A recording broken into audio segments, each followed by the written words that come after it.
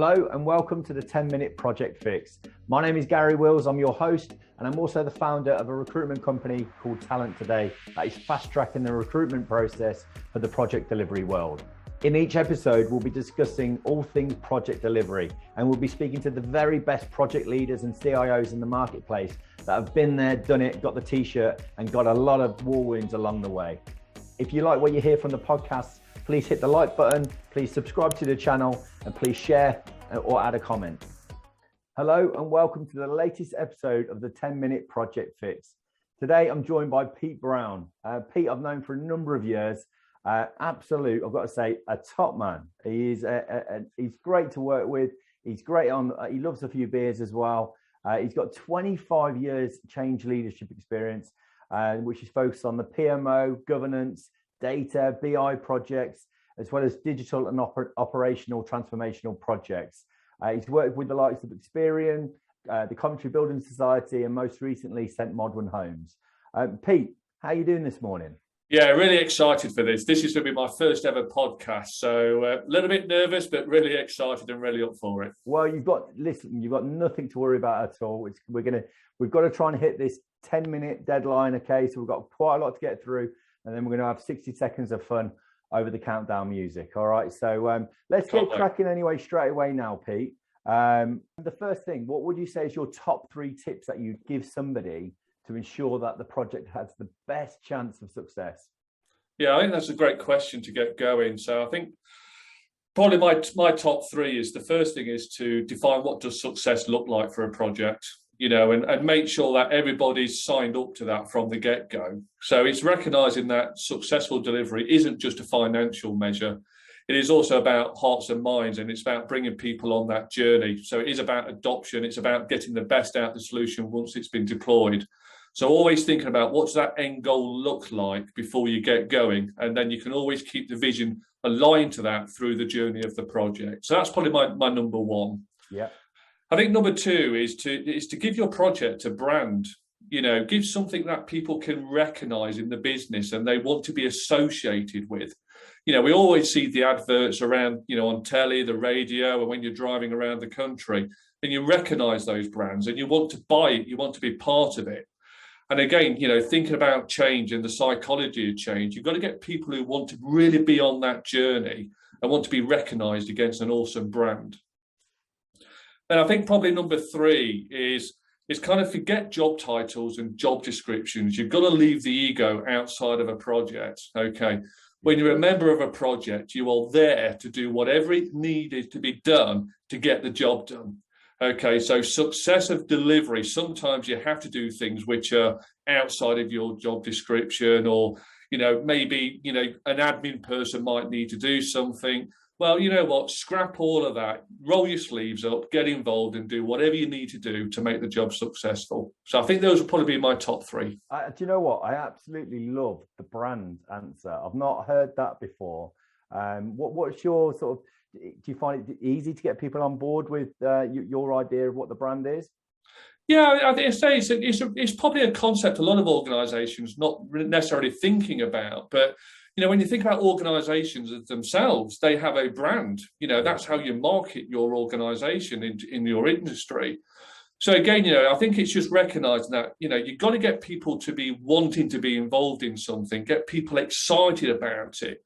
Yeah. And when you think about doing sort of internal communications within organisations, there's lots of communications going around. There's always newsletters, there's things being posted on the intranet.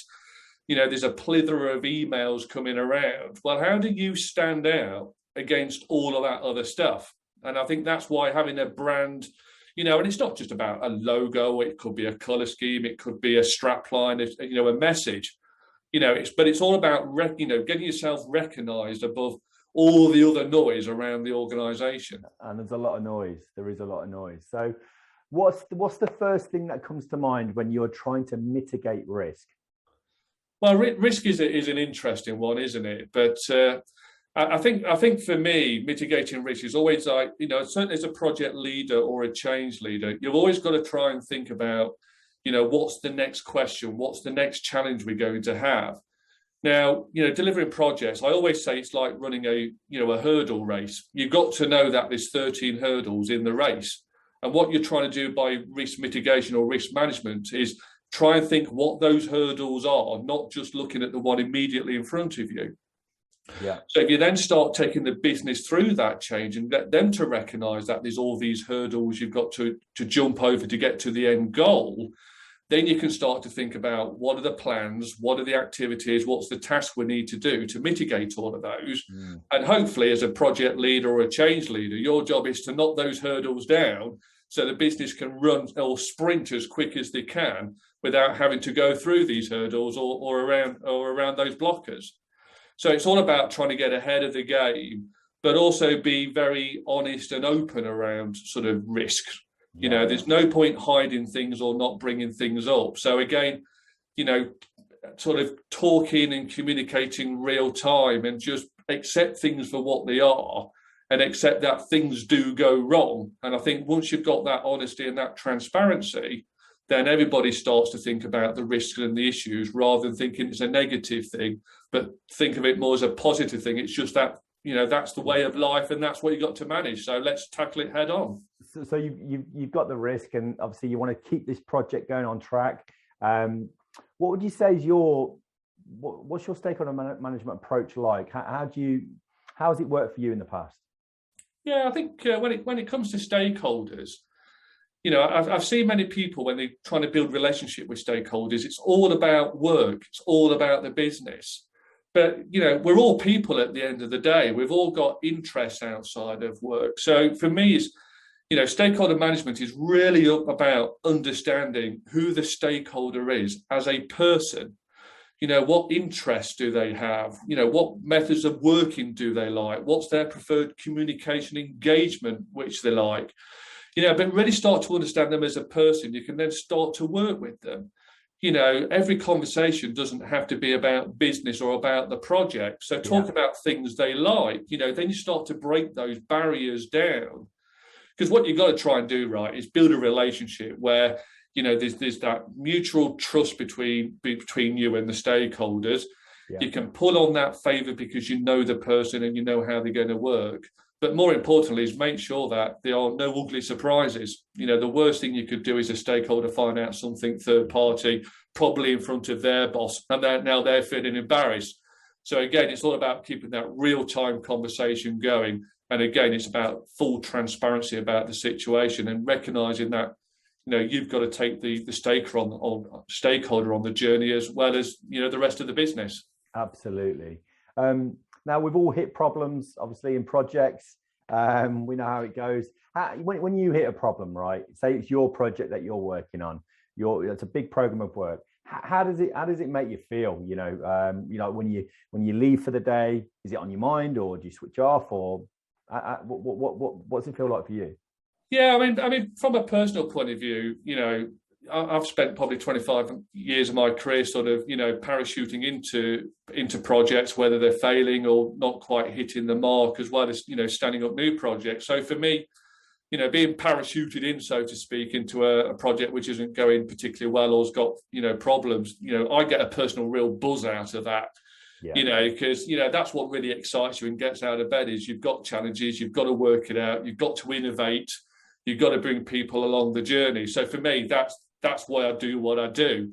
For me, I get kind of less interested in sort of the mundane stuff and everything's going really, really well. It's almost a little bit sort of monotonous if everything's going well. So, so for me, I love that challenge. But, for me, it's all about sort of, taking things back to basics, and I talk about, defining what success looks like and defining what the definition of done is.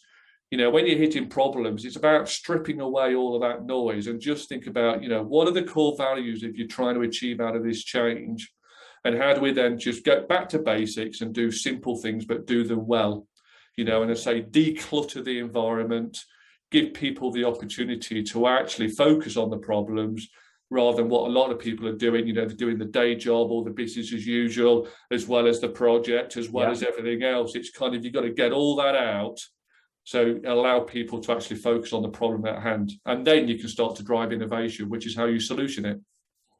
Well, we've got 90 seconds left. I think you're going to nail this, to be fair. You're gonna hit your target. You're going to hit your 10-minute project deadline. Right. Okay. So we've talked about the start of the project, keeping it on track. We've hit a problem. Now the solution side. What tips would you give to people for you getting the project back on track and delivered on time? Yeah, I think there's probably 3 really easy steps you can take. The first one is take the pressure out of the situation, okay, and put perspective around what you're doing, And I think once you start taking away sort of all of that sort of negative emotion around the situation you're in, you can then start to see, the clear light of the day. And then you can start to break down those individual things which you need to get through to get the project back on track. I think the second one is you need to remove negative emotions out of communication. How many times have we all heard the phrase, "I've got some bad news"? No, you've just got news. If you put the bad in front of it, then you're delaying the communication, you're delaying the resolution to removing the blockers, and then you're sort of stifling sort of the innovation which you need to do to remove those problems out of the way. So take negative emotions out of comms. And again, probably step 3 on there is, as I said, is get back to basics. Realign everybody back to the core objectives of the project. Yeah. Go back to that scope, go back to the definition of done, the definition of success, remove all the noise out of it and just focus on the simple things. You finished exactly on 10 minutes and 0 seconds. Do you know that? It's not my first gig, Gary. Do you realise what you've just done there? It was that is incredible. Anyway, I've got to say, I think the project delivery community have got so much that I can learn from this podcast. I think that was absolutely fantastic. And the whole reason why we've set this up is to try and ensure that there's people that work maybe at the more junior end of the positions at the moment can learn from leaders with 25 years of experience, got a lot of war wounds, lost a lot of hair, and can actually, learn from your failures, learn from your mistakes, but also your successes. And I think there's been so many top tips that you've just given there. So I just want to say a massive thank you, Pete. Oh, bless you. Well, it's like everything, right? There's only so much you can learn out of a manual or a textbook, and it's real life experiences. And as you say, it's the failures, it's the war stories, it's the scars. That's the experience you need to really deliver awesome journeys for people. Okay, well, I don't know if you're ready for this, but this is the quick fire now. 60 seconds. We've got a lot to get through. I reckon you'll smash this anyway. I'll probably run out of questions by the time we get to 60 seconds, but I'm just going to click the timer. Okay. Try and get through as many questions as possible. Some random ones in there as well. Looking forward to it. Okay, let's go. Okay, so best bit of software. The undo button. Best bit of hardware. The scroll on your mouse. Nice. Best lesson learned. Surround yourself with great people. iPhone or Android? Definitely Android. Good man. Jam or Marmite? Neither. Is that an option? Neither. I know, I'm the same. Can't stand it. I'd probably go jam. Who inspires you? The late Sir Frank Williams from F1. Brilliant. Who frustrates you? Anybody with poor meeting etiquette. Nice. How do you keep mentally focused? Keep everything in perspective. Your favourite sport team? Well, I'm a big F1 fan and I love Red Bull. So definitely Red Bull. It's going to be a tight one. Tell them how to do it or their way together. We've got 5 seconds. Together. Together. Work from home or in the office? Work from home. Done. We didn't get any time. But the other question, just so you're aware, in case anybody's intrigued, is if you could have dinner with just one person, who is it? The physicist Brian Cox. Nice. Favorite brand? Definitely Samsung. Podcast or music? Definitely music. Early bird or night owl? Early bird. And then I went romantic on this one. I don't know why it's even in there. Ideal retreat. Tenerife for me. Yeah, love it. Bit of Costa Rica. Absolutely. Pete, thank you so much for this today. This is going to be a great podcast for the community. I really do appreciate everything that you've done today, and we'll catch up real soon. Yeah, I look forward to it. Fantastic, and thank you very much for giving the opportunity for me to do this. So it's been great fun. Yeah, give Pete a follow on LinkedIn. He's a top man. He gives always great content. Fantastic. Cheers, Gary. You take care. And you. Cheers, Pete. Thanks very much for joining me on today's podcast. Remember, if you are looking to hire anybody within your project delivery teams, please do drop me a message at gary.wills@talenttoday.co.uk, or feel free just to drop me a direct message. Alternatively, if you are looking to be a guest speaker on the 10-minute project fix, I would love to hear from you. So please do drop me a message. Anyway, enjoy the rest of your day, and I look forward to seeing you on the next podcast. Thanks.